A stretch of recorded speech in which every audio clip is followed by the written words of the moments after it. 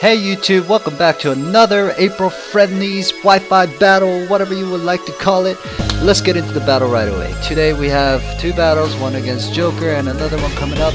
Anyway, these guys, as you saw sort of in the introduction, they have a Kangaskhan, a Vaporeon, and a Mewtwo.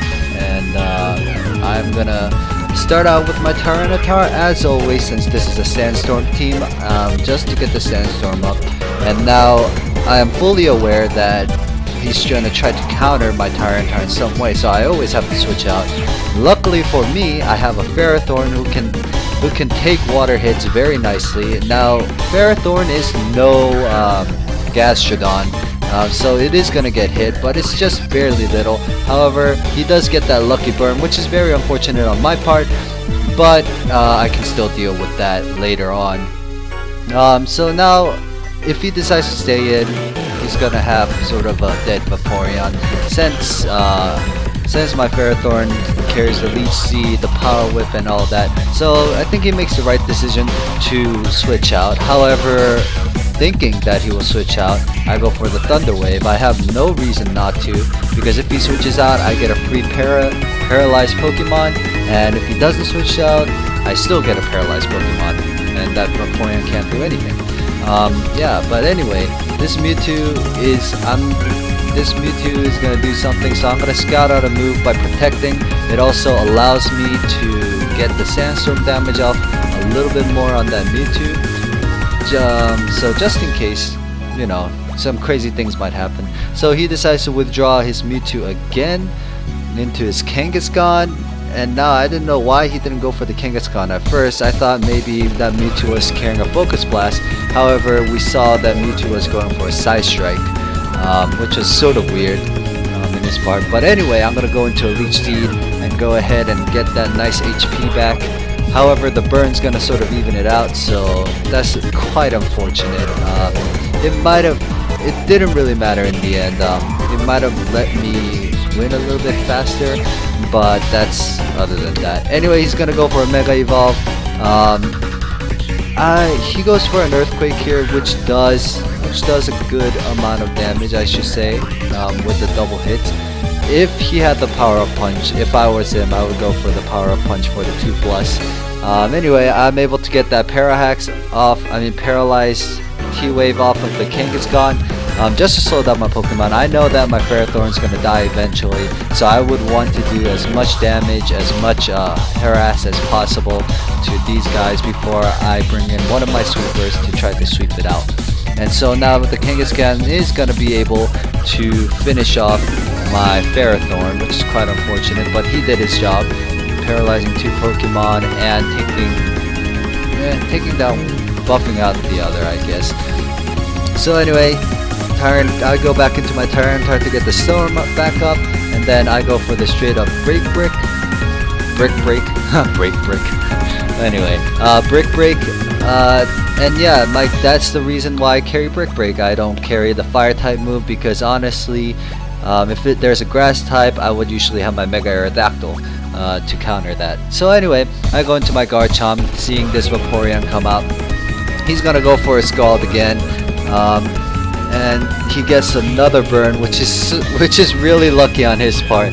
Right now I would have been frustrated, been like, my god, because that burn really does a reduction of damage, if you guys don't know, reduction of attack and stuff like that. So my Outrage would have killed this Vaporeon, or at least got it down to like 40% or so, low yellows, but as you can see with the burn, it doesn't do anything, and my Garchomp just goes out, which is sort of a bummer. At this point, I was kind of scared, but because it was a water type, and you know, Tyranitar cannot deal with water types very well. However, I didn't do the calculation in my head. So he goes for a switch on Mewtwo right now. Me thinking that if I were to kill the Vaporeon, I would want a chance to get the Mewtwo. I go for a Crunch, which works out well, because I mean, Crunch will kill off the Mewtwo, especially a Choice Banded Crunch on the Tyranitar. And yeah, so I'm locked into Crunch, and I go for a Crunch here. I know that this Vaporeon's tanky, so it won't be able to take it out. However, this Vaporeon will not be able to take out my Tyranitar because it's tanky, and no burn for you.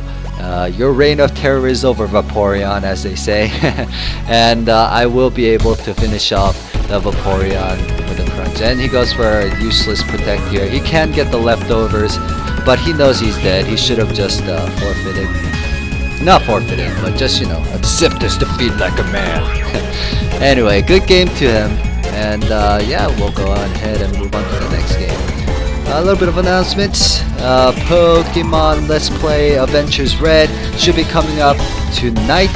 I'm gonna do it right after this video, so yeah, make sure to look out for that and comment and subscribe for that as well. Anyway, let's go on to the next battle. Is Silver here. I don't know what he's doing in the Unova region, but he's doing it here, and he's brought legendaries, super uber Pokemons on the team, and a Charizard. So yeah, let's see how it goes. I mean, after the April friendlies, quite honestly, after facing all the legendaries, I just knew how to counter them, and that was like it. Except for the power of Xerneas, that's so OP. But anyway, that's besides the point. Here you can see a Mewtwo Y.